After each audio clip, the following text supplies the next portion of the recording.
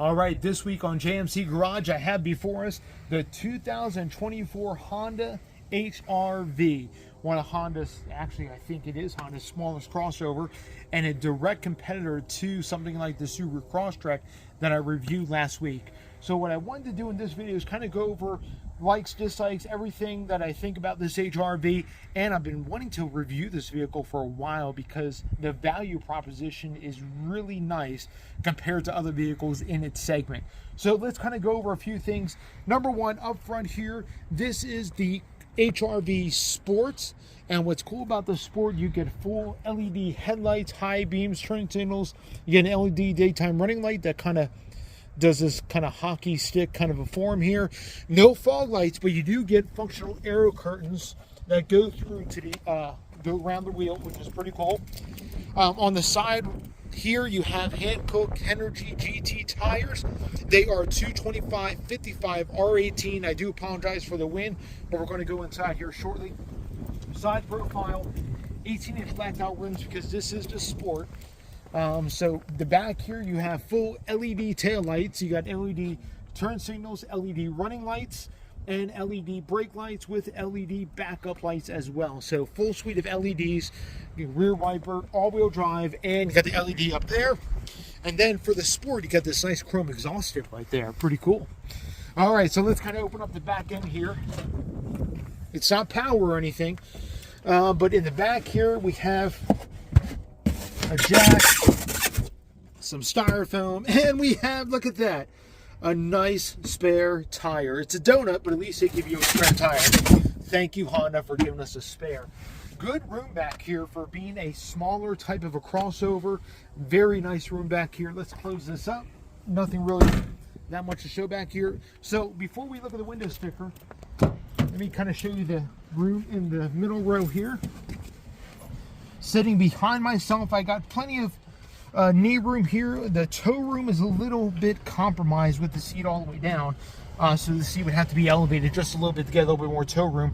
As far as quality, this is all hard plastic, but this is nice and padded with some brown or bronze stitching, which is really nice. Speakers back here. It is cold, I know.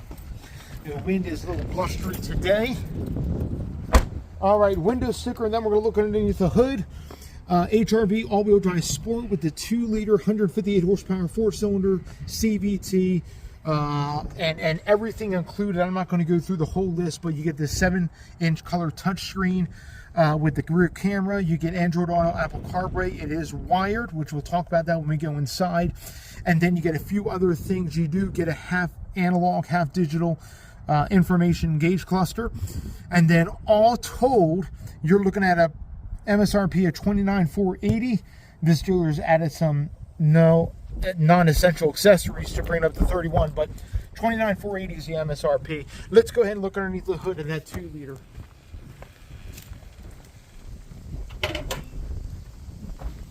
And then we'll go inside and do the interior review and our likes and dislikes. So here we are, 2-liter Honda engine. Oh, it feels so nice. So warm. What I love about this engine is that it's simple.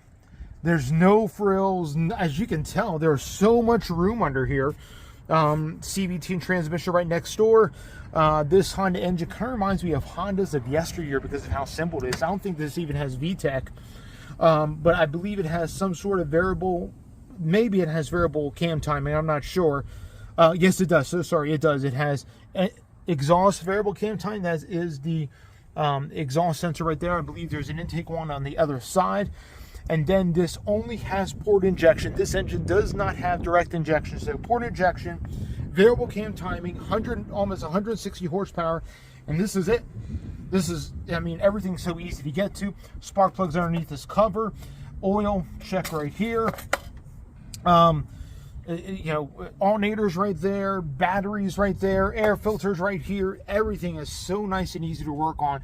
That's one of the benefits of this HRV, even compared to the Subaru, which had the flat 4, but stuff was a little bit harder to get to. But anyway, let's finally go inside.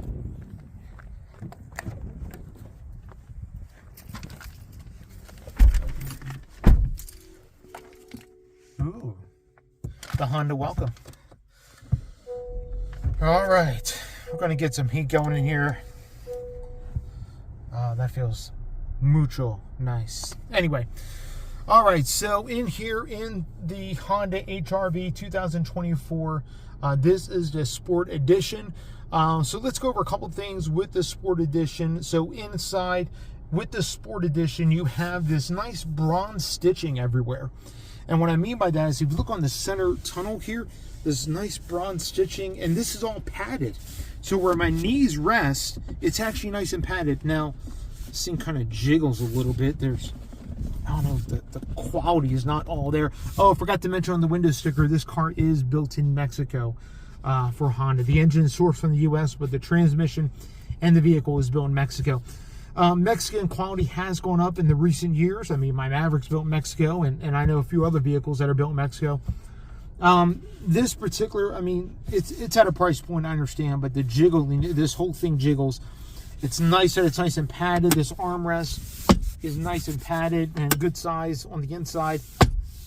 But again, this whole thing, just, I don't know about all that. Anyway, let's go over my likes and dislikes on this particular HRV, and I kind of go through the rest of this and things that I like and dislike with this particular vehicle. So number one, let's go through my likes first. Number one, I love the styling of the HRV. It has a very unique styling. Somebody even told me that the rear end kind of reminds them of a Porsche. That's what they said. The rear end kind of reminds them of like a Porsche SUV. I can kind of see that. The styling of the HRV, it's actually pretty aggressive. I like the swoopiness of it, how the back end kind of folds down. It's a really good styled vehicle. And if you're not a fan of Subaru, this is a great alternative. Again, I reviewed the Crosstrek last week, but this is a great alternative to the Subaru Crosstrek, and at a cheaper price than the Crosstrek I reviewed last week. That was $31. This is $29. But there are some features that are missing that the Crosstrek had, but we'll kind of go over those. Second like I have for the HRV has to be the way this thing rides. It rides, for being a smaller SUV, it rides amazingly well. It doesn't crash over bumps or anything like that. It rides amazingly well, and I really enjoy how this thing rides. And also kind of a bonus thing is these seats. These cloth seats that I'm sitting in are very, very comfortable, and they're heated. And I'm not, usually, you know, when people think of cloth seats, you think of bottom of the basement, stuff like that. But, I mean, here in the HRV, these seats are really, really comfortable. That may even be my third like. I really do like these nice cloth seats. They're very supportive. I love the bronze stitching. I believe this is bronze. And my final like, besides the seats, has to be the interior. I like what Honda has done here. It's simple. It's elegant. It's all black. Not a big fan of all black, but I like the splash of color with the bronze stitching on the seats, on the door card here, on the center tunnel, even on the shifter, which they actually give me a traditional shifter. Pretty cool. Anyway, you get drive modes. You get normal, eco, snow. So you got different drive modes. I appreciate what Honda does there. And if you want sport, you actually have to shift it into S mode on the shifter, which is right below drive and right above L for low. Again, this is a CVT. So, anyway, those are my likes that I have. Really, the interior is nice and comfortable. The seats, the way the thing is laid out is very nice and comfortable. I love the switch gear for the climate control, rotary knobs. It has a very satisfying click. Anyway, so nice rotary knobs. The temperature and everything that you're doing kind of shows up in the screen here. But let's go over some of my dislikes with the Honda.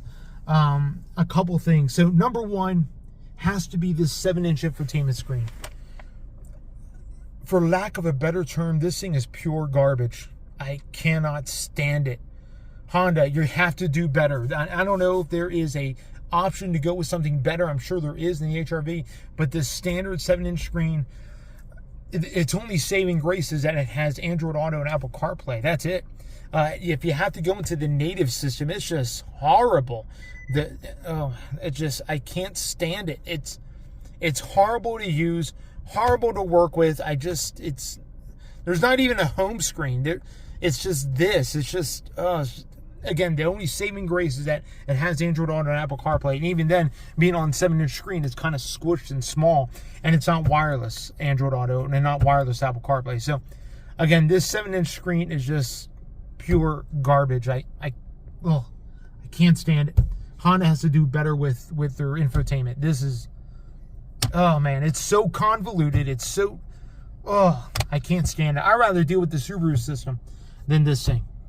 Anyway, and I'm Subaru. The one at Subaru is not my biggest fan, but it's better than this thing. Anyway, second dislike about this Honda HRV has to be the gauge cluster. Now, the gauge cluster is part digital and part analog. My speedometer, that is, this needle here is all analog, but everything over that is digital.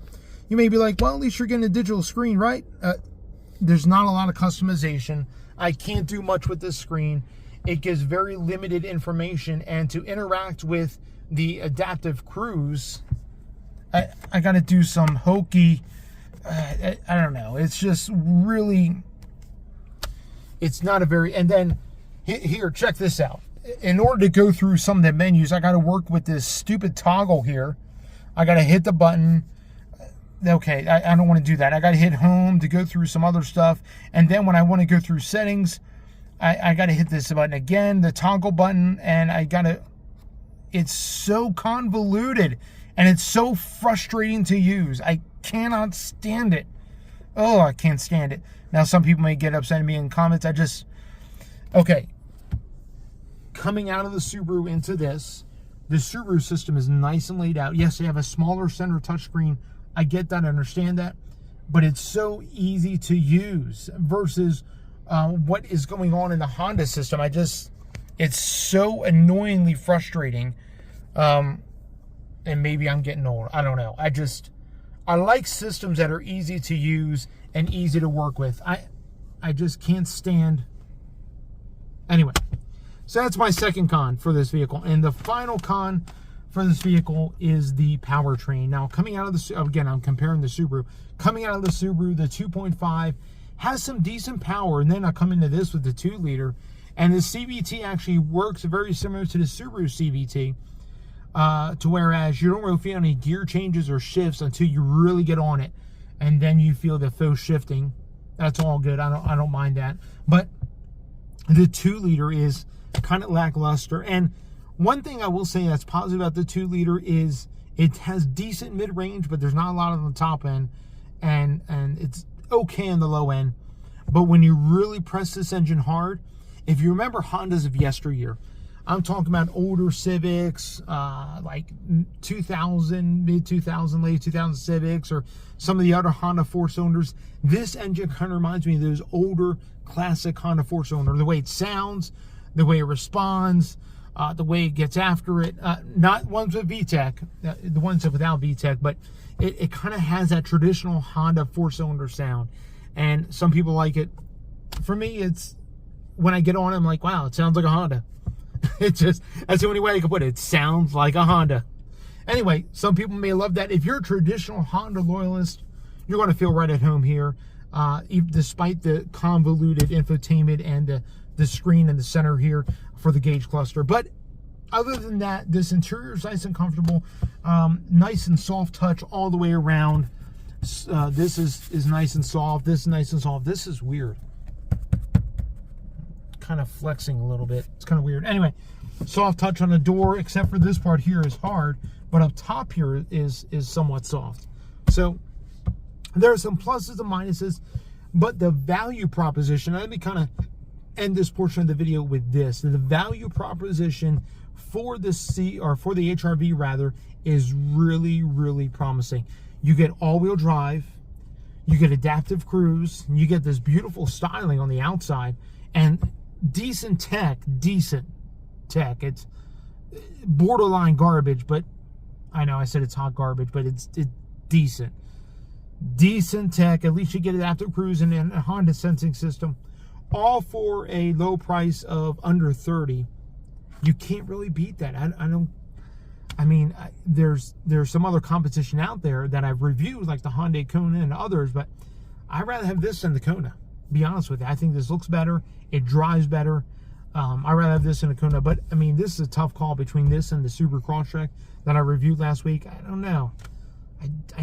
Man, this is tough. I think I'd rather spend the money and get the Subaru Crosstrek Sport. Just saying. But anyway, not Subaru styling's not for everybody, and if you're a die-hard Honda loyalist or you want to try and go into this space, this is a great alternative. All right, stay with me at the driving portion. I'm about ready to kind of go up my hill and all that, and we're about ready to do that right now.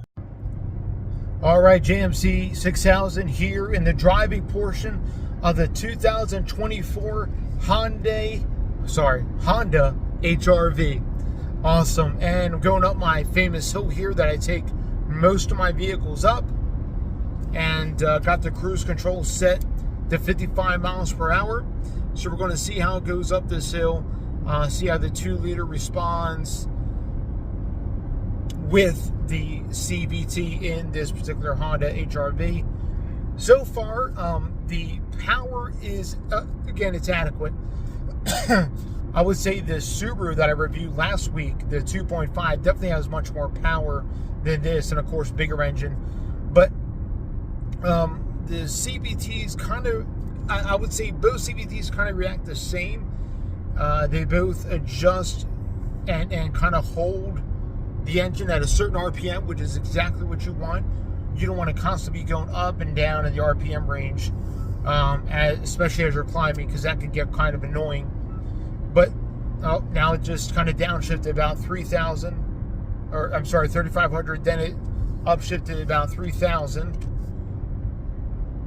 Or sorry, down to 3,000. So it's kind of varying just a little bit, but it seems to be climbing up this hill just fine. Again, one of the things I want to make mention is that the powertrain itself is very smooth, very smooth. When you get on it, though, again, it sounds like a Honda, but it kind of gets a little raspy and noisy as well. This 4-cylinder, even though it's smooth, it's not very refined. Other than that, like I said, it's a comfortable driving experience. I forgot to mention that the head unit, the infotainment, the radio is just, it's kind of muddy sounding, but I wouldn't expect anything. It's not a very premium radio anyway, but outside of that, it steers just fine, and it seems to go down the road quite nicely. Again, this is a very comfortable car to drive. One of the things I will say about the HRV is that it's a nice long cruiser. Like, you can eat up the miles in this thing, and I would absolutely love it. I will say this, gas mileage wise, I was getting on the highway right about what it says for the sticker, right about 30 miles to the gallon, 29, 30. And right now I'm averaging about 27 with mixed driving. So gas mileage is pretty decent. It could be better, and I think the Subaru with the bigger engine actually gets better gas mileage than this thing does, which is kind of surprising. You would think Honda would be the gas mileage leader, but it is not in this particular pairing. All right, awesome. That's all I have to say. Again, to kind of sum things up, I do recommend the vehicle, but at the same time, I think there is some better choices for the price range out there, but this is a solid choice. I will say the HRV is a solid choice, and I love the way they look. Again, the styling may not be for everybody, but I love the way it looks. And if you're not a big fan of the Subaru styling, this is a solid choice too, especially if you don't plan on doing anything crazy, if you don't really care about, full out acceleration and all that. This is a good solid vehicle, good solid choice, especially with standard all-wheel drive, with different drive modes. Again, it has eco, normal, and a snow mode. So awesome. You guys be blessed. Have a wonderful day, and we'll catch you on the next one. All right. Stay tuned, like, comment, subscribe, hit the bell notification. I upload every single Wednesday morning, and JMC Garage Talk every single Saturday afternoon. Thank you guys. Appreciate you.